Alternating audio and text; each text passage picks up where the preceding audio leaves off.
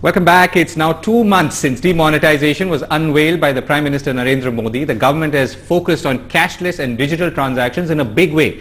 A most recent development being the launch of the Bharat Interface for Money, or BHIM, a mobile phone app that allows individuals to easily send money from mobile phones by using a phone number as a substitute for a bank account number. The initial response has been good, but there are many challenges ahead in terms of both acceptance and scalability. To discuss this, I am now joined by the National Payments Corporation of India Managing Director and CEO AP Hota. The NPCI manages and runs the BHIM app. Mr. Hota, thank you very much for joining us. First question to you, what is the response to the BHIM app been, and what is the feedback that you've got or are getting from customers and banks? Ever since the BHIM was launched by the Prime Minister, we have got more than 6 million downloads, and of the 6 million downloads, nearly 1.5 million customers have already registered and they have started transacting, either financial or non-financial.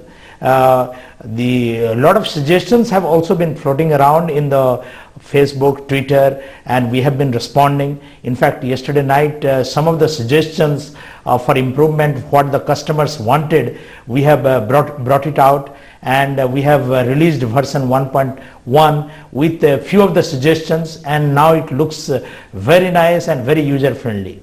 Right. Could you give us an example of the kind of feedback that you've been getting on, or suggestions that you've been receiving on the app?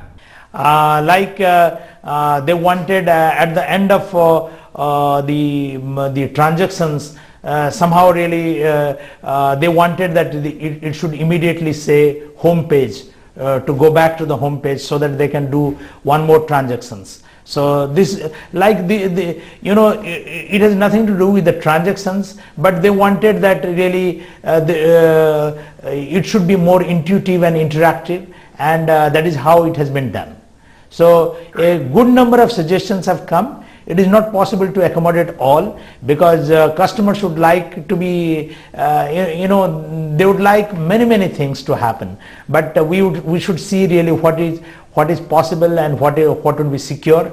So keeping that in mind, we have implemented a good number of suggestions. Right. And Mr. Hota, would you have any insights into the transaction sizes or the geographies in terms of dispersion of transactions that you could share with us? The geography-wise transactions we have not analyzed, but the transactions which used to be before BHIM was launched, it used to be about 85,000.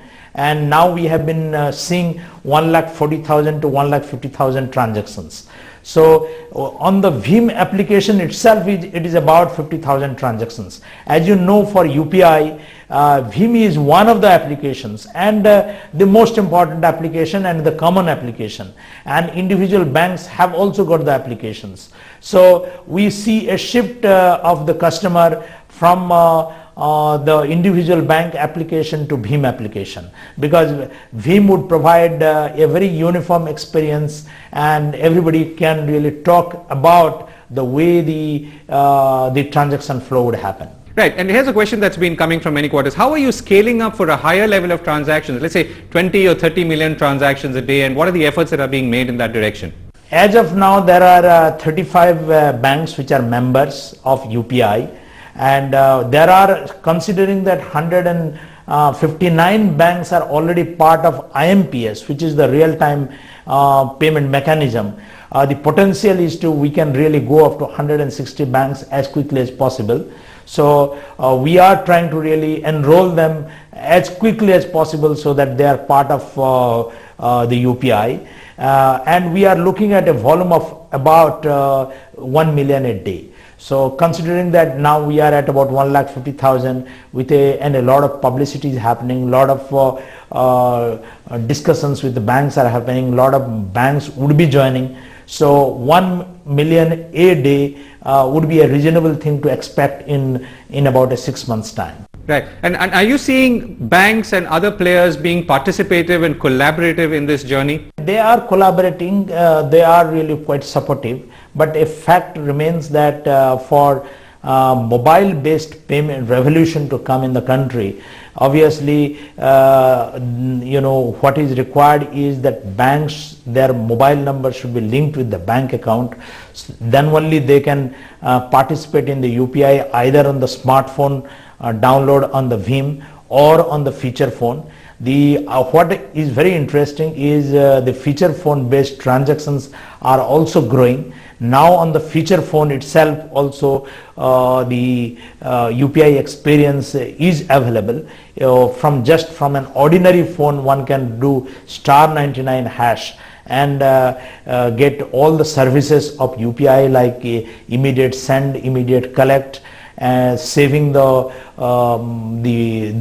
regular beneficiaries, and later on just choosing the beneficiary number instead of really typing out the beneficiary details. So banks are collaborating in a big way, but I would really, the one thing that collaboration or the support that we may require from the banks is how to ensure that bulk of their customers, their mobile number is linked with the bank account. So that is what is required. And the reason many people are downloading the app and not leading to activation is because the mobile number itself is not linked. The pre-requirement is the mobile number is linked with the bank account. So what I envisage is the next few days time, the customers will have to go to the branch and really register the mobile number. For that process has to be in a channel other than mobile, because linking the mobile number with the bank account has to be with a channel other than mobile. Right. I'm going to ask you about the overall cashless experiment and the UPI in a bit. But before that, the Prime Minister in his address on December 31st also talked about integrating the rupee card, which is run by the NPCI, with the Kisan credit card. Could you tell us how this effort and this whole effort is progressing? Kisan credit card is a concept which is there for quite a long time.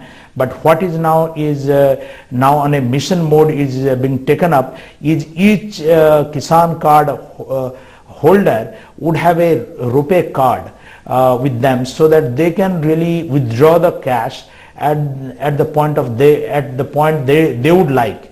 In the conventional scenario, they will have to go to the branch, fill in a slip and really draw the cash. Now in a cashless manner they can transact. And what is very interesting is that all the fertilizer shops, a very vigorous efforts are being taken to make them POS enabled. So if the fertilizer shops or agri input shops have got the acceptance device, and the farmers have got the rupee card, they can go in a cashless manner, they can transact. They don't have to withdraw cash and go to the fertilizer shop or any agri input shop for buying the seeds and everything. So that is in 3 months time, the NABARD is monitoring this thing. NPCI is also working with NABARD to see to it that in 3 months time all the Kisan card holders, which are in a passbook type of Kisan card holders, they get a rupee card. Right. So, Mr. Hota, now, we've been talking about the United Payments Interface, how the BHIM app actually helps take that forward. Now, if you were to look back at the whole cashless journey in the last 60 days, where would you think we've achieved, or rather, what do you think we've achieved? Where have we reached, and where would we be in a quarter from now, let's say in March? During the last 60 days, the volume of digital transactions have grown 3, 4, even 10 times in some of the digital payment products.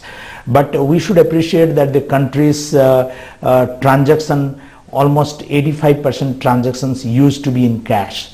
I would say that if by March, if from 85%, if the digital means 15% used to be only digital. If the digital transactions come to about 50 to 60% in 6 months time, that itself would be a significant progress. The country is very big. The transactions are also significant.